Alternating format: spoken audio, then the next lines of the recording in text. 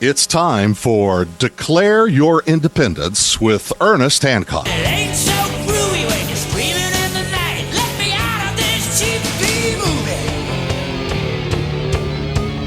Headlong down the highway, and you're rushing headlong, out of control. And you think you're so strong, but there ain't no stopping, and you can't stop rocking. And there's nothing you can do about it. Well, there's something you can do. You can complain and at least understand what the heck is going on, because we have a lot to understand. What we're going to go ahead and do is have Karen Kwiatkowski give us her unique perspective on this. And one thing that hasn't been examined enough has been the examination of the Beige Book that comes out, what did you say, 8 times a year? Yeah, they say they publish it 8 times a year. And you hear reports of it usually when it comes out, and it's interesting because the information is usually only a couple of weeks old. It's not like instant. It has to be compiled, but it's a couple of weeks old, and it also has a lot of anecdotal information from the various Federal Reserve Board, what do you call them, districts or whatever. So they have regions, I should say, Federal Reserve Bank regions of the United States. And, when we get rid of the Federal Reserve, when we get rid of the Fed in D.C., we put Chairman Bernanke out of a job, those Federal Reserve banks can actually function as regional private banks, and they can compete or fail, whatever. I mean, those banks are not, the system is evil. But those banks have a potential, they have a potential function. In any case, they're closer to the ground, so to speak, and they look through all kinds of stuff. I'm not really an expert on it, but this latest report was not good. The only place they said the economy was getting better in any reasonable way was Dallas, the Dallas bank region, and they said that was because of energy prices skyrocketing, and so there was investment and money flowing there, and good feelings, positive, the whole thing, the animal spirits.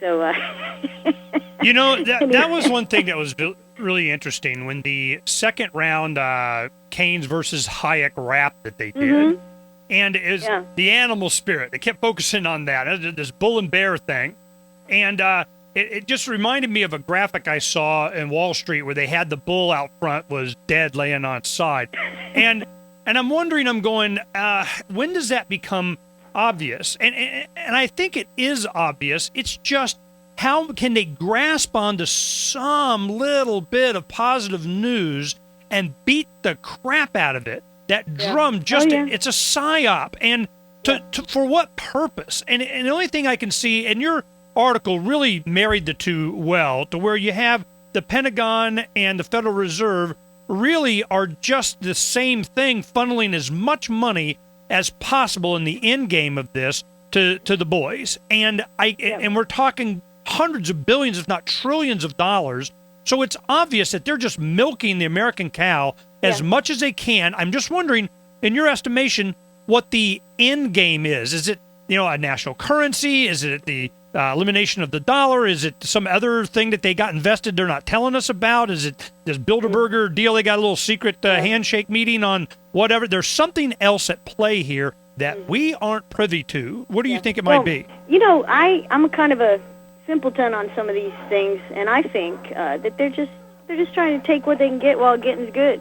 These people are crooks. I mean, these people are thugs in suits. Gates and Bernanke.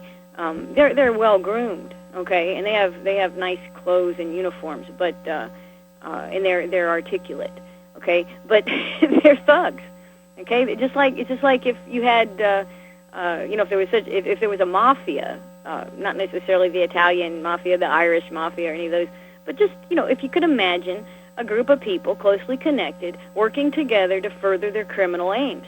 This is what these guys are doing. Now, they probably don't think of themselves as criminals, but when you take money from people and do whatever you damn well please with it, and that, when we think about the Fed, how do they take money from us? Well, when they print money and inflate and reduce the value of what we have, they're stealing, okay? And then you think about the military. Well, what a destructive enterprise that is. What an expensive enterprise that is. And is security increased? My goodness, they're gonna put the automatic be afraid text to everybody's telephone. You can't even opt out of them. They have to stock up the fear so much. I mean, the world's gotten less and less safe, and yet we've spent trillions and trillions of dollars, this country in particular, on so-called security. It's just it's a racket. Well, the one thing that's interesting is that the war is the global equivalent of how many windows you can break. They think that there's, it's going to be an increase in domestic product. Sure. And gross domestic product, and they're going to be getting a lot of business for their guys. And it's just from any kindergartner understands that the destruction of something has to be a reduction in wealth, because you got to take from somebody, and usually by force, to be able to recreate it. This is not rocket science. But the thing is that I see it happening on such a large scale, and it will affect so many people and the next generation, to where at some point the realization has to be acknowledged everywhere. And the one part that we haven't seen yet, we've been waiting for, has been commercial real estate. Everybody knows, and it's coming. And here we have Meredith Whitney. She's going, look, man, this municipal bond thing's going, the commercial real estate thing's going to go. And the fact that it doesn't happen right then or something, like, she's wrong, we held it off. And she's like, yeah, wait a month. So what do you think is going to happen when it comes to commercial real estate? How large of a bubble is that will impact the banks?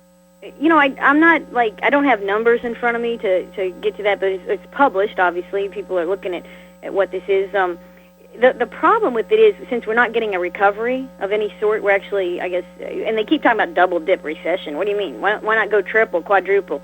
We're in a hole. People aren't working. They're conserving.